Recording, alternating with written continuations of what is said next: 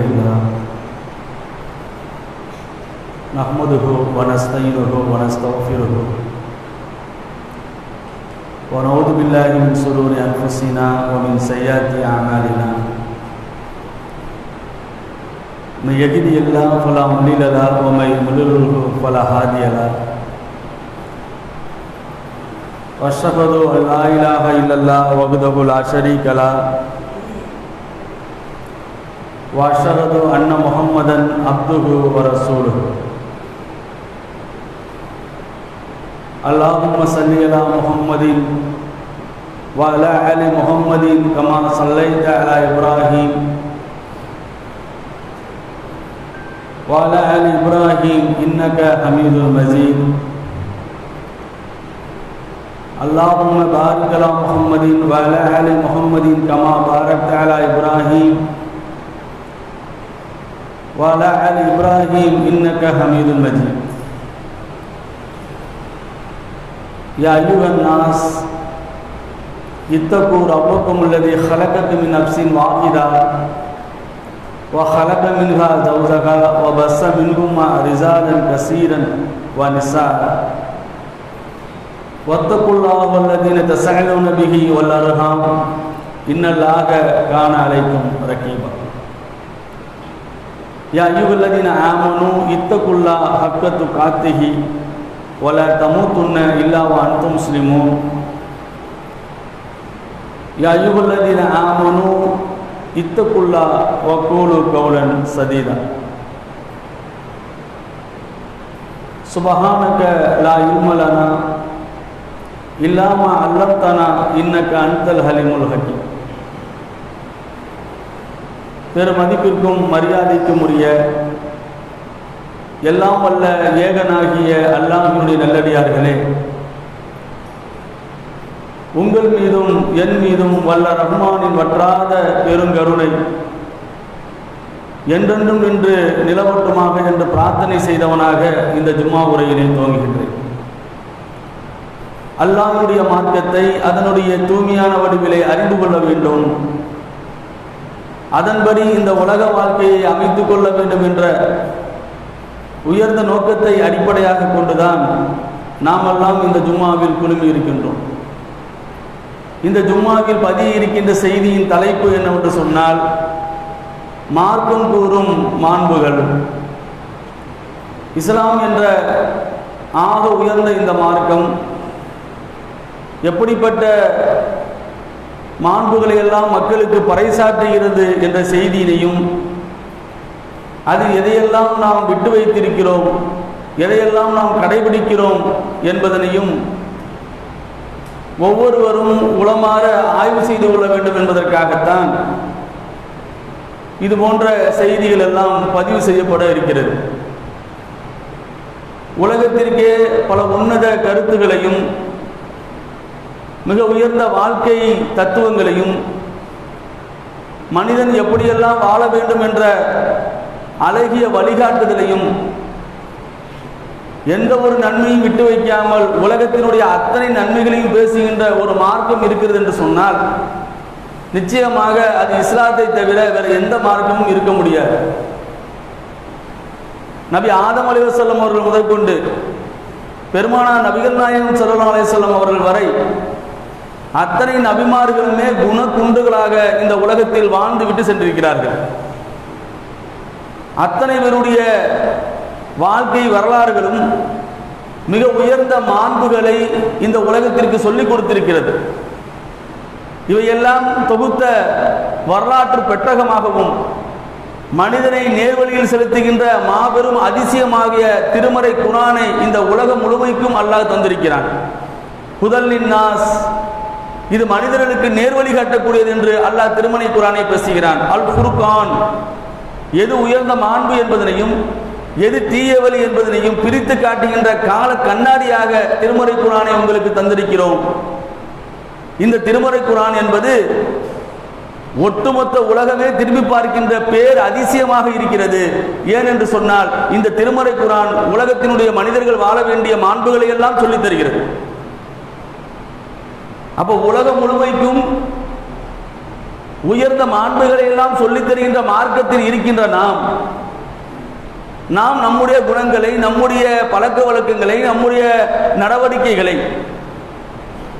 நம்முடைய செயல்பாடுகளை சரியான முறையில் அமைத்திருக்கிறோமா? இஸ்லாம் கூறுகின்ற வழிகளில் தான் நம்முடைய வாழ்க்கை நடைபெறுகிறதா? பெருமானார் நபிகள் நாயகம் ஸல்லல்லாஹு அலைஹி வஸல்லம் அவர்கள் சொல்லித் தந்த சுன்னாவான வழிமுறையில் தான் நாம் வாழ்ந்து கொண்டிருக்கிறோமா என்று நம்மை நாமே ஆய்வு செய்து பார்த்தால், சில மனிதர்கள் இந்த உயர்ந்த மாண்புகளில் இருந்து மாறி பயணிப்பதை பார்க்கிறோம். எந்த அளவுக்கு இஸ்லாம் அனைத்து விஷயங்களையும் பேசுகிறது என்று சொன்னால், இந்த உலக வாழ்க்கை என்பதே ஒரு மனிதன் எப்படிப்பட்ட மனிதனாக வாழ்கிறான் என்பதை அறியக்கூடியதாகத்தான் அல்லாஹ் அமைத்திருக்கிறான். இந்த உலகத்தில் இப்பொழுது நாம் வாழ்ந்து கொண்டிருக்கிறோம். ஆனால் நேரடியாக இந்த உலகத்திற்கு வந்து விட்டோமா? ஆலமுல் அப்ரா என்று சொல்லக்கூடிய இதற்கு முன் வேறு உலகத்தில் நாம் இருந்தோம். திருமறை குர்ஆனும் அல்லாஹும் அதைத்தான் நமக்கு சொல்லித் தருகிறார். ரூஹானிகள் உலகம், ஆன்மாக்களின் உலகத்தில் நாம் எல்லாம் சஞ்சரித்தோம். எத்தனை உயிர்கள் இந்த உலகத்தில் வர இருக்கிறதோ அத்தனை உயிர்களும் ஆன்மாக்கள் உலகத்தில் இருந்தது. அந்த ஆன்மாக்கள் உலகத்தில் நாம் நம் இறைவனிடத்தில் நாம் பேசினோம், இறைவனிடத்தில் நாம் உரையாடினோம். ஒட்டுமொத்த மனித உலகமே அல்லாஹ் ஆன்மா உலகத்தில் திரட்டி வைத்து, அலஸ்துபி ரப்பி, நான் உங்களுடைய இறைவன் இல்லையா என்று அல்லாஹ் கேட்டான். இந்த உலகத்தில் இன்றைய தேதியில 800 கோடி மக்கள் வாழ்ந்து கொண்டிருக்கிறோம். இதில் அல்லாஹ்வை மட்டும் வணங்குகின்றவர்களை கழித்து விட்டால் அல்லாஹ்வை வணங்காதவர்களுடைய எண்ணிக்கை மிக பெரும்பான்மையாக இருப்பதையும் நாம் பார்க்கிறோம். அப்படித்தானே? பெரும்பான்மையான மக்கள் அல்லாஹ்வை வணங்காத மக்களாக இருக்கிறார்கள். ஓரிரை கொள்கையிலே அவர்களுடைய வாழ்க்கை இல்லை, பல தெய்வ கொள்கையிலே இருக்கிறார்கள். சில பேர் கடவுளே இல்லை என்ற நாத்திக தத்துவத்திலே இருக்கிறார்கள். ஆனால் உண்மை என்ன? இவர்கள் எல்லாம் ஆன்மாக்களின் உலகிலே சஞ்சரித்தவர்கள். ஆன்மாக்கள் உலகத்திலே அல்லாஹ் கேட்ட பொழுது ஓர் இறைவனாகிய ரப்பு கேட்கிறான், அலஸ்துபி ரப்பி, உங்களுடைய இறைவன் நான் இல்லையா? அப்படி ஒட்டுமொத்த ஆன்மாக்களும் சொன்னன, நீதான் எங்களுடைய ரப்பு, நீதான் எங்களுடைய அல்லாஹ் என்று நாம் உறுதியளித்ததாக திருமறை குர்ஆனிலே அல்லாஹ் மிக தெளிவாக சொல்லித் தருகிறான். அப்ப அந்த உலகத்தில் இருந்த நம்மை அல்லாஹ் ஒரு ஏற்பாடு செய்கிறான். இந்த ஆன்மாக்களில் எந்த ஆன்மா பரிசுத்தமானது என்ற செய்தியையும், எது தன்னிலை மாறி தன்னுடைய நிலையிலிருந்து பிறண்டு அல்லாஹ்வுடைய கோபத்திற்கு உண்டானதாக இருக்க போகிறது என்ற செய்தியையும் ஒவ்வொரு ஆன்மாவும் அறிந்து கொள்வதற்காக இந்த உலகத்தில் துன்யாவிற்கு அல்லாஹ் அனுப்பினான். இந்த துன்யாவுக்கு அனுப்பும் பொழுது அந்த ஆன்மாக்களுக்கு அல்லாஹ் ஒரு உடல் அமைப்பை கொடுத்தான். அந்த ரூஹ் அலுவலகத்தில் ரூஹ் மட்டும் தான் இருந்துச்சு, உடல் கிடையாது. உடலை ஏற்படுத்தினான், அதற்கு உள்ளத்தை ஏற்படுத்தினான், அதற்கு ஆசாபாசத்தை ஏற்படுத்தினான், அதற்கு நன்மை தீமையை கற்றுக் கொடுத்தான். அத்தனையும் உருவாக்கிவிட்டு உடல் கொண்ட ஆன்மாவாக இந்த உலகத்திற்கு அல்லாஹ் அனுப்புகிறான். ஆலமுல் துன்யா. இப்பொழுது நாம் 2வது உலகத்தில் சஞ்சரித்துக் கொண்டிருக்கிறோம். ஏன் அனுப்பினான்? எதற்காக நம்மை பிறக்க செய்தான்? எதற்காக திரும்ப மரணிக்க செய்ய போகிறான்? எல்லா விஷயங்களையும் இஸ்லாம் என்ற இந்த தூய மார்க்கம் மிக தெளிவாக மனிதர்களுக்கு சொல்லித் தந்து கொண்டே இருக்கிறது. அல்லாஹ் இந்த மனித குலத்திற்கு போட்ட கடிதத்தில் அத்தனையும் சொல்லிவிட்டான். அதுதான் திருமறை குர்ஆன். அல்லதி ஹலக்கல் மௌத்த வல் ஹயாத்த லியப்லுவுக்கும் அய்யுக்கும் அஹ்ஸனு அமலா. உங்களுக்கு வாழ்வையும் மரணத்தையும் நாம் தான் ஏற்படுத்தி இருக்கிறோம். ஏன்? வேலை வெட்டி இல்லையா எங்களுக்கு? சும்மா நான் விளையாண்டுட்டு இருக்கிறேன்னா கேமா கொஞ்ச நேரம் விளையாண்டுட்டு மூடியை வைத்து விட்டு செல்வதற்கு? இப்படி விளையாட்டை தொடர்வதாக இருந்தால் அதை நம்மிடத்திலிருந்து தொடங்கி இருப்போம் என்றும் திருமறை குர்ஆனில் அல்லாஹ் பேசுகிறான். அப்ப விளையாட்டு இல்ல, வீண் இல்ல, இது டாஸ்க். உங்களுக்காக கொடுக்கப்பட்ட காலக்கெடு ஒவ்வொரு நிமிடமும் உங்களிலிருந்து சென்று கொண்டே இருக்கிறது. ஒவ்வொரு நொடியும் உங்கள் வாழ்க்கையில் கரைந்து கொண்டே இருக்கிறது. நீங்கள் ஒன்றை விளங்க வேண்டும், உங்கள் வாழ்வும் உங்கள் மரணமும் எதற்காக தரப்பட்டு தெரியுமா? எவ்வளவுக்கும் ஐயுக்கும் அக்ஸன் அமலா, உங்களில் உயர்ந்த மாண்புகளை யார் கடைபிடிக்க போகிறார்கள்? உலகத்துக்கு அனுப்புனதை யாரு சரியா வாழ போறீங்க, யாரு அழகான அமல்கள் செய்ய போறீங்க, இப்படித்தான் இஸ்லாம் பேசுகிறது. அப்ப இந்த துன்யாவுக்கு அனுப்பப்பட்டதனுடைய நோக்கம் நம்முடைய உயர்ந்த மாண்புகளை அல்லாஹ் சோதிப்பவனாக இருக்கிறான். அப்ப அதற்கான குணங்களை வளர்த்திருக்கிறோமா? இதற்கு அப்பால் வேறு உலகத்துக்கு செல்ல இருக்கிறோம். ஆலமுல் பர்சக், மன்னருடைய வாழ்க்கை, மூன்றாவது அந்த உலகத்தில் சஞ்சரிக்க இருக்கிறோம். அது எத்தனை ஆண்டுகள் தெரியாது. நிம்மதியாக அங்கே இருந்து விட முடியுமா? யாரெல்லாம் இங்கே உயர்ந்த மாண்புகளை கோட்டை விட்டார்களோ, யாரெல்லாம் அல்லாஹ்வை மட்டும் வணங்காமல் இந்த உலகத்தில் தாண்டோண்டித்தனமாக வாழ்ந்தார்களோ அத்தனை பேரும் மன்னரை வாழ்க்கையில் துன்பப்படுத்தப்படுவார்கள். நிம்மதியாக உறங்கிவிட முடியாது. அடுத்துதான் ஆலமுல் ஆகிரா, மறுமைக்கு அல்லாஹ் எழுப்புவான். நான்காவது உலகம் தான் ஆகிறது. அப்ப நாம விளங்க வேண்டும், இந்த உலகத்தில் நாம் அனுப்பப்பட்டது அல்லாஹ்வுடைய அந்த உயர்ந்த மாண்புகளை, பெருமானார் நபிகள் நாயகம் ஸல்லல்லாஹு அலைஹி வஸல்லம் கொடுத்த வாழ்க்கை நெறிகளை நாம் நம்முடைய வாழ்க்கையில் பிரதிபலிக்க வேண்டும். அப்படி இருக்கிறதா? இஸ்லாம் என்பது விரட்டு தத்துவங்களா? இஸ்லாம் என்பது சடங்குகளா, சம்பிரதாயங்களா? இல்லை. நீங்கள் வாழ்கின்ற ஒவ்வொரு வாழ்க்கையில் நடக்கின்ற அத்தனை நடவடிக்கைகளுமே இஸ்லாம் பதிவு செய்கிறது. அல்லாஹ் அப்பதான் பேசுறான், மறுமையில் ஒரு ஏடு உங்கள் முன்னால் விரிக்கப்படும். ஒளியல் கிதாப ஃபத்ரல் முஜ்ரிமீன முஸ்லிகீன மிம்மா ஃபீ, ஒரு ஏடு குற்றவாளிகள் முன்னால் விரித்து வைக்கப்படும். அவன் சொன்னா, மாலி ஹாதல் கிதாப், இந்த புத்தகத்திற்கு என்ன நேர்ந்தது? ஒலா கபீரத்தன் ஒலா ஷஹீரத்தா, பெரியதோ சின்னதோ எதையும் விட்டு வைக்கவில்லை, அத்தனையும் ரெக்கார்டா வச்சிருக்கிற, அத்தனையும் ரெக்கார்டு, அத்தனையும் பதிவு செய்யப்படும். அவன் அலறுவான், அந்த புத்தகத்தை பார்த்து பயப்படுவான், குற்றவாளிகள் உள்ளமெல்லாம் நடுங்கி போய் நிற்கும். அதைத்தான் அல்லாஹ் குர்ஆனிலே திரும்ப திரும்ப சொல்கிறான், ஃபமயஹமல் மிஸ்கால தரத்தின் ஹைரயரா, நீங்கள் அணு அளவு நன்மை செய்தாலும் அங்கே அதை காண்பீர்கள். ஃபமயஹமல் மிஸ்கால தரத்தின் ஷர்ரயரா, நீங்கள் அணு அளவு தீமை செய்தாலும் அதையும் அங்கே காண்பீர்கள். அப்ப அதற்கான மாண்புகளை நாம் வளர்த்திருக்கிறோமா? நம்முடைய செயல்பாடுகள் இருக்கிறதா? சின்னஞ்சிறிய விஷயங்களில் கூட நாம் கவனம் செலுத்துவதில்லை. பெருமானார் நபிகள் நாயகம் ஸல்லல்லாஹு அலைஹி வஸல்லம் சொன்னார்கள், நீங்கள் சலாத்தை பரப்புங்கள். எப்படி சலாத்தை பரப்பணும்? எப்படி மக்களிடத்தில் சலாத்தை பரப்பணும்? அதுக்கான கோட் வேர்டிங் ரசூலுல்லாஹ் சொல்றாங்க. அறிந்தவர் அறியாதவர் என்று பார்க்காமல் அத்தனை பேருக்கும் நீங்கள் சலாத்தை பரப்புங்கள். பார்த்தால் சின்ன காரியம் தானே, ஆனால் நம்மிடத்திலே சலாத்தை பரப்பக்கூடிய செயல் இருக்கிறதா? அறிந்தவரை கண்டால் சலாம் சொல்லுவோம், அறியாதவரை கண்டால் அந்த கணத்திலே தேங்கி நிற்போம். சலாம் சொல்வதற்கு நம்மளுடைய நாக்கள் எழுவதில்லை. ஆனால் இஸ்லாம் இதை வலியுறுத்துகிறது. ஒரு சபைகளிலே, பொது சபைகளிலே பேசும்பொழுது நாகரிகமாக பேசுகிறோமா? எவ்வளவு சீக்கிரமாக மக்கள் நோகும்படியான வார்த்தைகளை நாம் எளிதாக பேசிவிடுகிறோம். ரசூலா சொன்னாங்களே, அல்லாஹ் குர்ஆன்ல சொல்றானே, இத்தகுல்லா, நீங்கள் அல்லாஹ்வை அஞ்சிக் கொள்ளுங்கள், வகூலு கௌலன் சதீதா, பேசினா நல்லதை பேசுப்பா, இல்ல நீ பேசாம ஊமையா இருந்துட்டு போ. அதுக்கு ஊமை மேலுங்கிறாங்க. கெட்ட பேச்சு பேசுறான்ல, அடுத்தவங்க பத்தி பலா கழுவுறான்ல, புறங்கூறான்ல, சும்மா இல்லாம ஏதாச்சும் பேசிக்கிட்டு குழப்பத்தை பண்றான்ல, இவன் பேசாம இருக்கிறது விட ஊமை மேலுங்கிறாங்க ரசூலுல்லா. அல்லாஹ் மேலுங்கிறான் குர்ஆன்ல. பேசினா நல்லதை பேசுங்கப்பா. அடுத்தவர்களை பற்றிய புறங்கூறுதல் இன்று மக்களிடத்தில் அதிகப்படுத்தப்படுகிறதா இல்லையா? பெண்களாகட்டும் ஆண்களாகட்டும், ஒரு 4 பேர் சேர்ந்து விட்டால் 5வது நபரை பற்றி பேசிக் கொண்டிருப்பார்கள். இது இஸ்லாம் அனுமதிக்கிறதா? அவரிடத்தில் உள்ள குறையை தானே பேசுகிறோம், அவரிடத்தில் உள்ள தீங்கை தானே பேசுகிறோம். அவரிடத்தில் தீங்கு இருந்தால், குறை இருந்தால் அதை அப்படி பேச வேண்டும் என்று இஸ்லாம் வழிகாட்டுகிறதா? அது உயர்ந்த மாண்பா? ஆனால் சர்வசாதாரணமாக அடுத்தவருடைய மாமிசத்தை தின்பதை சில பேர் வழக்கமாக வைத்திருக்கிறத பார்க்கிறோம். பெரும்பாலான மக்கள் அதிலிருந்து விலகி இருக்கிறார்கள்.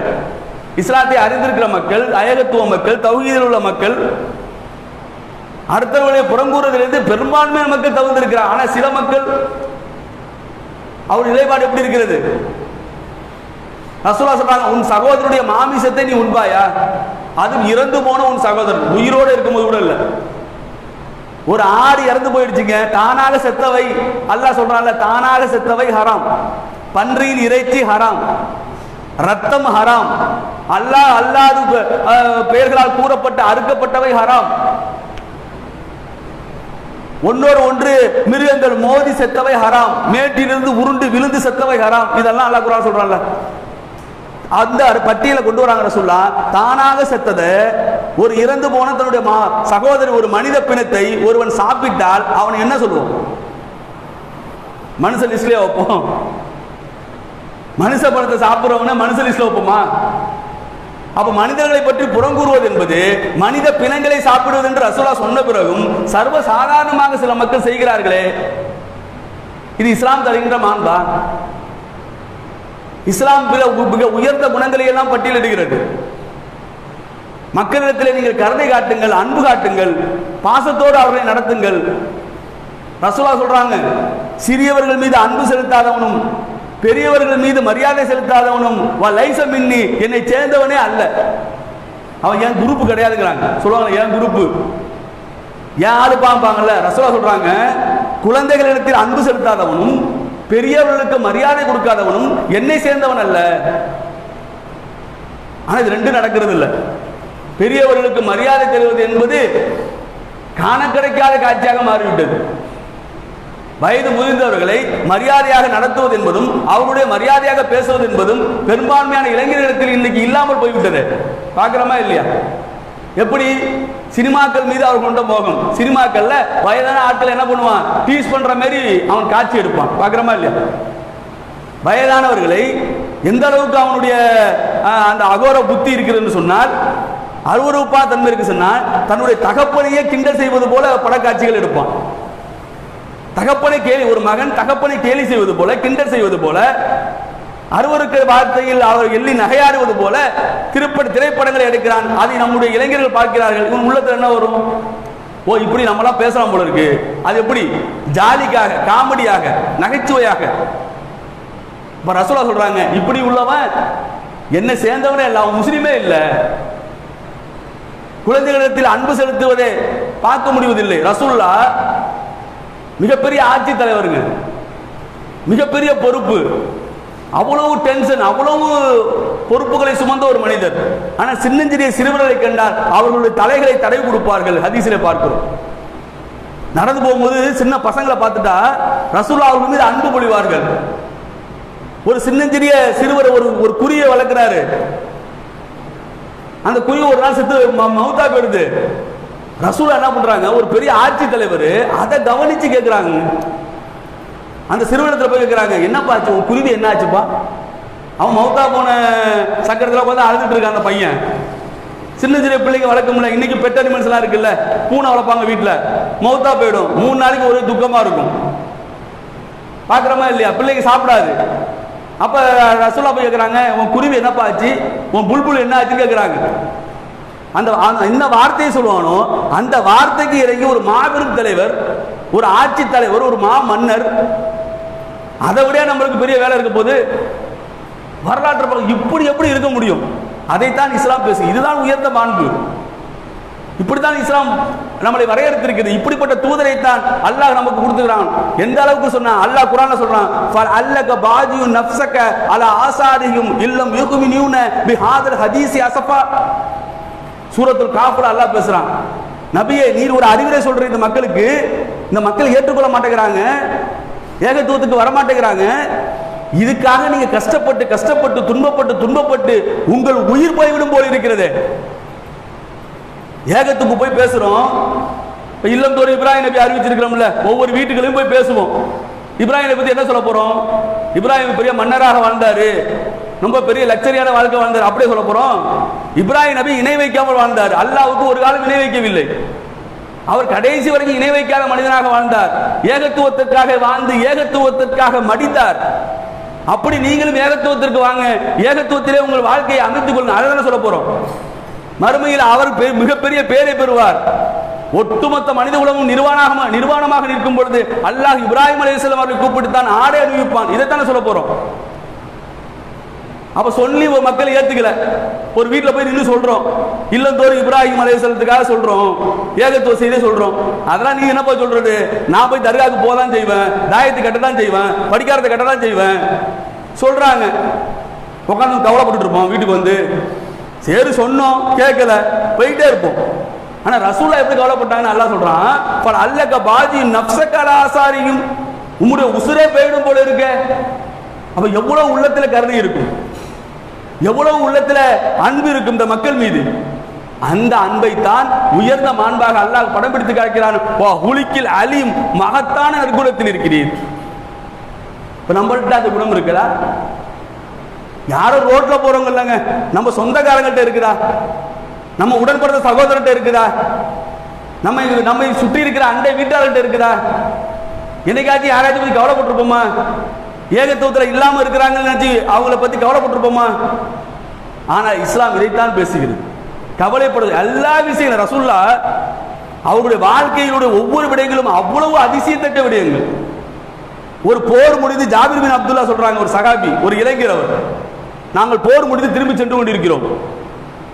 என்னுடைய ஒட்டகம் என்ன பண்ணுது, ஒரு கட்டத்தில் ஓய்ந்து அமைந்து விடுகிறது, எந்திரிக்க மாட்டேங்குது. ரசூலுல்லாஹ் எனக்கு பின்னாடி வராங்க. அவங்க ஒட்டகத்திலிருந்து இறங்கி கிட்ட வந்து, ஜாபிரே என்ன விஷயம்? அவர் பெரிய மிகப்பெரிய மன்னர், அவங்க பாட்டு போயிட்டு இருக்கலாம். குடிமக்கள் ஒருவர் ஜாபிர். அப்ப ஜாபிரே என்ன விஷயம் பேர் சொல்லி கேட்கிறாங்க. இவருக்கு அல்லாஹ்வுடைய தூதரே ஒட்டகம் சண்டித்தனம் பண்ணுது, எந்திரிக்க மாட்டேங்குது. அப்ப ரசூலுல்லாஹ் எந்திரிச்சு அவங்க ஒரு கையில ஒரு குச்சியை வச்சு என்ன பண்றாங்க, ஒட்டகத்தை தட்டி விடுறாங்க, எந்திரிச்சிருக்கு. எந்திரிச்சா முன்ன இல்லாத அளவுக்கு ஒட்டகம் என்ன ஆயிடுது, ஹெல்த் ஆயிடுது, வேகமா போகுது, வண்டி வேகமா போன மாதிரி ஃபாஸ்டா போகுது. அவர் சொல்றாரு, ஜாபிர் பின் அப்துல்லா சொல்றாரு, ஒரு கட்டத்தில் ரசூலுல்லாஹ்வுடைய ஒட்டகத்தை என்னுடைய ஒட்டகம் மிந்தி விடும் போல இருக்கிறது. நான் அதோட மூக்கலாங்க பிடிச்சி என்ன பண்ணிட்டேன், ஸ்டாப் பண்ணிட்டேன். ரசூலுல்லாஹ்வுடைய ஒட்டகத்தை முந்திடக்கூடாது இல்ல. போயிட்டே இருக்கும்போது ரசூலுல்லாஹ் இருக்கிறாங்க, அந்த அதாவது இவர் தாண்டி போறதுக்கு முன்னாடி பிடிச்சி இழுக்கிறாரா, பேரல் ஆயிடுவாங்க ரெண்டு பேரும். அப்ப ஜாபிர்ட்ட ரசூலுல்லாஹ் கேட்கிறாங்க, என்னப்பா திருமணம் முடிச்சிட்டியா?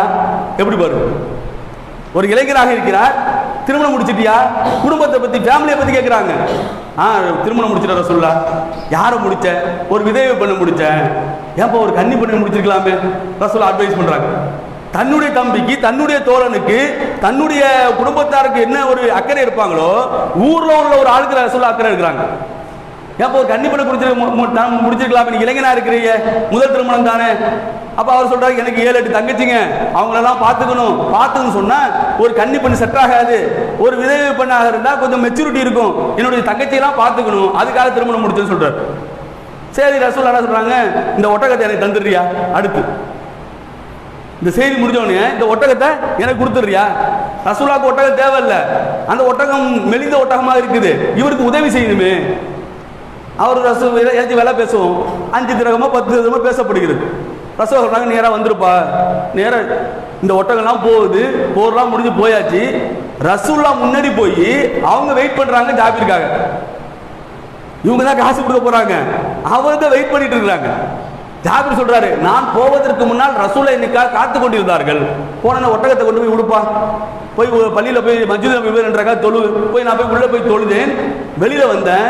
ரசூலுல்லாஹ் பிலாலை கூப்பிட்டு சொன்னாங்க, இவருக்கு வேண்டியதை கொடுங்க. ஒட்டகத்துக்குள்ள காசு கொடுக்கறது, அந்த காசு எதை கொடுப்பாங்கல்ல, 5 திரகமோ 10 திரகமோ, அதை பத்தி ஜாபிர் சொல்றாரு, பிலால் எனக்கு அளந்து கொடுத்தார், அளவை விட கூடுதலாக கொடுத்தார், எக்ஸ்ட்ராவா போட்டு கொடுக்கிறார். இதைத்தான் இஸ்லாம் பேசுகிறது. நீங்கள் அளவு நிறுவையில் மோசடி செய்யாதீர்கள். இன்னைக்கு வியாபாரத்தில் சரியாக அளந்து கொடுக்கிறோமா? சரியான முறையில் நம்ம வியாபாரம் செய்யறோமா? ஒரு தர்மத்தை சரியாக கொடுத்தா அல்லாஹ் கேள்வி கேட்க போறது இல்ல, கூடயும் கொடுக்கலாம், குறைச்சி கொடுக்கலாம். அப்ப ரசூலுல்லாஹ் என்ன சொல்றாங்க, பிலாலுக்கு சொல்றாங்க, அதிகமா அள்ளி அவங்க போட்டாங்க, நிறைய கொடுத்தாங்க சொல்லிட்டு ஜாபிர் சொல்றாரு, சுப்ஹானல்லாஹ், எப்பேற்பட்ட தலைவர், எப்பேற்பட்ட கருணை. அவங்க சொல்றாங்க, ஜாபிர் சொல்றாங்க, நான் ஒட்டகத்தை ஒப்படைச்சிட்டேன், காசையும் கூடுதலா வாங்கிட்டேன், என் உள்ள அப்படியே நடந்து போறேன், மஸ்ஜித் நபவில இருந்து அப்படியே கொஞ்சமா நடந்து போறேன், என் உள்ள சொல்லுது, இப்ப என்னை ரசூலுல்லாஹ் கூப்பிடாம இருக்கணும், என்னைய அல்லாஹ்வுக்கு திரும்ப கூப்பிடாம இருக்கணும், இப்படி என்னுடைய உள்ளம் சொல்லுது. நான் நினைச்சுக்கிட்டே இருக்கிறேன், பிலால் கூப்பிடுறாரு என்னைய. ஏன் தெரியும் நினைச்சாரு, ரசூலுல்லாஹ்வுடைய குணம் தெரியும் அவருக்கு, ரசூலுல்லாஹ்வுடைய கருணை தெரியும், மாண்பு தெரியும். ரசூலுல்லாஹ் திரும்ப கூப்பிட்டு, ஜாபிரே இந்த ஒட்டகத்தை நீங்க எடுத்துட்டு போங்கிறாங்க. எப்பேற்பட்ட ஆட்சியாளர், காசி கொடுத்து வாங்கிட்டு சும்மா ஒட்டகம் கொடுக்க மாட்டாங்கல்ல, மேற்கொண்டு கொடுத்துட்டு திரும்ப அதே ஒட்டகத்தை கொடுத்து அனுப்பிவிடாரு. நம்ம ஹதீஸ்ல பார்க்கிறோம். அப்ப அப்பேற்பட்ட ஆட்சி தலைவரை, அப்பேற்பட்ட நபியை தலைவராக ஏற்றுக்கொண்ட இந்த மார்க்கத்தில் இருக்கின்றாம் இது போன்ற மாண்புகளை வளர்த்திருக்கிறோமா? நம்முடைய சொந்தக்காரர்களை போய் அவருடைய ஏழ்மையை போய் கவனித்திருக்கிறோமா? வறுமையை பற்றி யோசித்திருக்கிறோமா? எனவே நாம் நம்முடைய மாண்புகளை வளர்த்து கொண்டாதான் மறுமையில் உயர்ந்த அந்தஸ்தான, உயர்ந்த சொர்க்கத்தான ஜன்னத்துல் ஃபிர்தௌஸை பெற முடியும். அப்படி உயர்ந்த மாண்புகளை அல்லாஹ் உங்களுக்கு எனக்கு தர வேண்டும் என்று முதல் ஒரு யோசனை.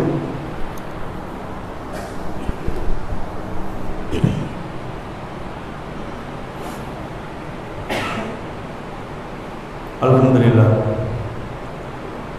கண்ணியமிக்க அல்லாஹ்வின் கிடையாது.